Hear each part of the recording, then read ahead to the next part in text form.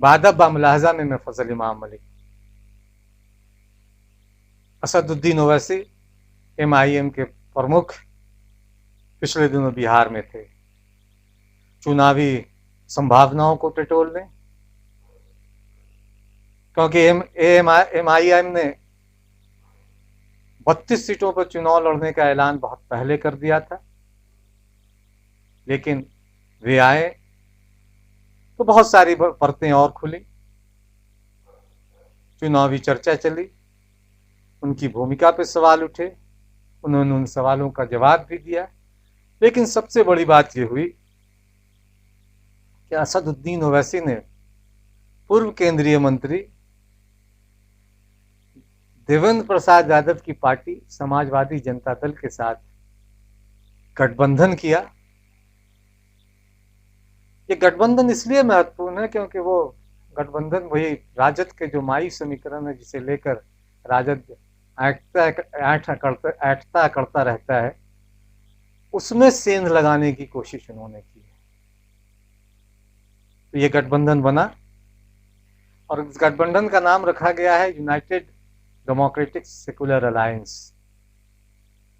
इस अलायंस में और दूसरे दलों के साथ भी बातचीत चल रही है, ओवैसी साहब ने संकेत किया, हम इस पे बात करेंगे। लेकिन इससे पहले आपसे गुजारिश निवेदन है कि अगर आपने अभी तक बादब बामुलाहजा को सब्सक्राइब नहीं किया तो सब्सक्राइब करें, बेल आइकन दबाएं ताकि कोई भी नए वीडियो की जानकारी फौरन आप तक पहुंचे, लाइक करें और ज्यादा से ज्यादा शेयर करें। नीतीश कुमार ने उनको भाव नहीं दिया, वो नीतीश कुमार को भाव नहीं दिए। इस तमाम चीज में बिहार की जनता को धोखा दिया गया था 5 साल पहले। बिहार की जनता का क्या कीमत है बताओ फिर आप। हमारा छोड़ो, हम तो कुछ भी नहीं, हमारा भाव ही नहीं, हम तो ट्विंकल ट्विंकल लिटिल स्टार है। मगर जो 5 साल पहले वोट दिया था उसके बारे में क्या करेंगे, कौन जिम्मेदार उसका? अगर आप बिहार में बीजेपी सत्ता में है तो जिम्मेदार कौन? इतनी बड़ी तादाद में बीजेपी इतना MP सीट जीत गया तो जिम्मेदार कौन? किसका माहौल है? हमारा छोड़ दिया, हमारा कुछ नहीं है भाई। हम तो बिल्कुल कोशिश कर रहे हैं, मगर ये बिहार की जनता देख रही है सब फैसला। तो असदुद्दीन ओवैसी साहब ने UDSA बनाया है और पहले 32 सीटों पर चुनाव लड़ने की बात कही थी। हो सकता है कि तादाद कुछ बढ़कर 50 तक पहुंचे। देवेंद्र यादव ने अभी अपने पत्ते नहीं खोले कि कितने सीटों पे वो चुनाव लड़ेंगे, लेकिन ये तय है कि एक नए तरह का समीकरण उन्होंने बिहार में बनाने की कोशिश की है और ये समीकरण राष्ट्रीय जनता दल को ये समीकरण राष्ट्रीय जनता दल के लिए परेशानी का सबब बन सकता है, क्योंकि ये माई समीकरण है, वो माई समीकरण जो लालू यादव जिसको लेके बहुत उत्साहित रहा करते थे। हालांकि ये समीकरण पिछले हाल के दिनों में टूटा है, क्योंकि राष्ट्रीय जनता दल का भी मोह जो है ना, वो मुसलमानों से थोड़ा टूटा है। अब CA और NRC को ही देख लीजिए, सड़कों पर उतरने में राष्ट्रीय जनता दल के नेताओं ने परहेज किया CA NRC में। और याद कीजिए कि जब ह्यूमन चेन बनाया था हमारे शरिया के लोगों ने CA और NRC के खिलाफ फरवरी में, तेजस्वी यादव जो अभी सब कुछ हैं राष्ट्रीय जनता दल के, उस रास्ते से गुजर रहे थे, हमारे शरिया के पास से गुजर रहे थे और हमारे शरिया के तमाम बड़े पदाधिकारी वहां मौजूद थे, उस कतार में खड़े थे। लेकिन तेजस्वी यादव को रुक कर उनकी हालचाल जानने या उनके साथ हाथ से हाथ मिलाने की उन्होंने जहमत तक गवारा नहीं किया, बस हाथ हिलाकर निकल गए। इससे मुसलमानों में और हमारे शरिया में काफी लोगों में काफी गुस्सा अभी भी है, क्योंकि CA और NRC में माना जा रहा था कि राष्ट्रीय जनता दल की भूमिका बड़ी होगी, लेकिन उस आंदोलन में CA और NRC के खिलाफ राष्ट्रीय लोक समता पार्टी की भूमिका बड़ी रही, पप्पू यादव की पार्टी, उपेंद्र कुशवाहा की भूमिका बड़ी रही, पप्पू यादव की पार्टी जाप की भूमिका बड़ी रही, वामपंथी दलों की खैर भूमिका तो रही।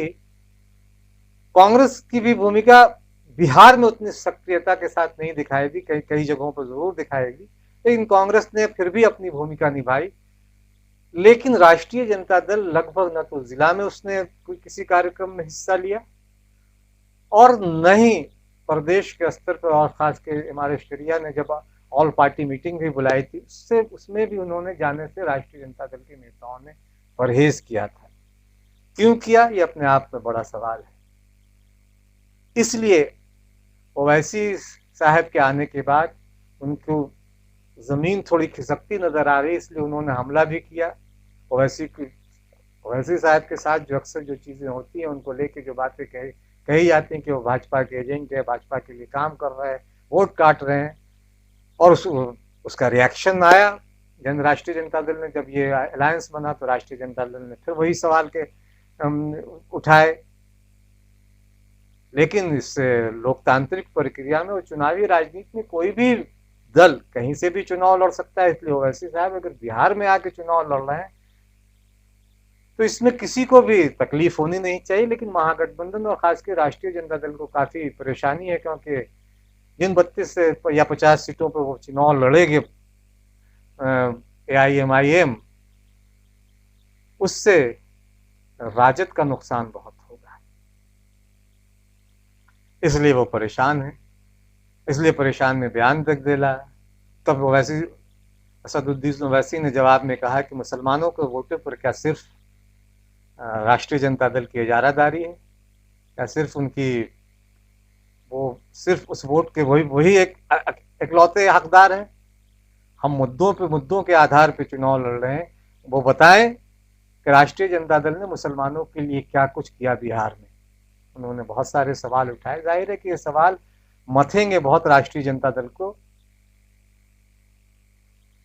क्योंकि मुसलमानों का एक तबका तो ओवैसी के साथ खड़ा दिखाई दे रहा है। किशनगंज के उपचुनाव जीतकर ओवैसी की पार्टी बम है, उत्साहित है और उसके हौसले बुलंद है। और खास के उन इलाकों में, खास के मिथिलांचल के इलाकों में जहां मुसलमानों की अच्छी खासी आबादी है, वहां घुसपैठ या सेन तो लगा ही सकते हैं, और सेन लगाकर कुछ सीटें जीत जाएं तो इसमें किसी को हैरत नहीं आनी चाहिए।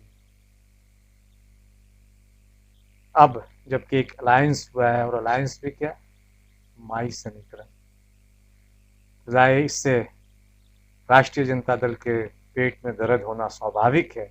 वो परेशान है, चिंतित है, क्योंकि चुनाव सर पे हैं। लेकिन इन सब के बीच से एक बहुत इंटरेस्टिंग वीडियो है मनोवर राणा का। उन्होंने देश के में जो मुस्लिम रहनुमा है उनके साथ साथ ओवैसी पे भी कुछ सवाल खड़े किए हैं। उसे सुनना चाहिए, सुनने में किसी को कोई हर्ज नहीं है।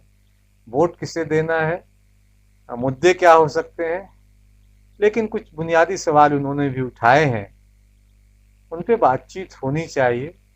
और ओवैसी साहब को भी, हालांकि उन्होंने कई बार जवाब दिए भी हैं, लेकिन अभी भी कई तरह के अगर मगर उनकी नीयत पर उठते रहते हैं जो ठीक नहीं कहे जा सकते। हालांकि ये बात सही है कि बिहार के चुनाव में असदुद्दीन ओवैसी की पार्टी ने अगर और भी कुछ दलों के साथ गठबंधन कर लिया तो बिहार में सत्ता का समीकरण बदल सकता है। और ये जो गठबंधन है, ये बड़ी भूमिका में दिखाई दे तो कोई हैरत की बात नहीं है। वो है AIM का ओवैसी, 15,000 करोड़ का आदमी है। आज तक हुकूमत ने कभी उसके यहाँ कोई ईडी नहीं भेजी। मामूली आदमी के यहाँ थाना पुलिस सब हो जाता है। उत्तर प्रदेश के जो हालात हैं यही रहेंगे, क्योंकि यहाँ हर घंटे एक नई पार्टी बनती है, हर हफ्ते एक नया ऐलान पार्टी करती है, जात पात में सब में बटे हुए हैं। यहाँ के आलिम जो हैं बहुत बेईमान, ताजिरों से ज्यादा बेईमान उत्तर प्रदेश के आलिम हैं। लखनऊ जो है वो बेईमान आलिमों का गढ़ है, राजधानी है। इनमें जुर्रत नहीं है, ये खुद बेईमान है, ये खुद रिश्वतखोर हैं। अपनी फाइलें ले जाकर के, चाहे योगी जी हो, चाहे जो हो, मुलायम हो या जो भी हो, उनसे अपनी फाइलें पास करवाते हैं। बाहर निकल के कहते हैं कि मैंने सब बोल दिया, अब मुख्यमंत्री जी ने कह दिया है, सब हो जाएगा। तो सब तो होता नहीं है। जिस काम के लिए वो जाते हैं उनका चला जाता है।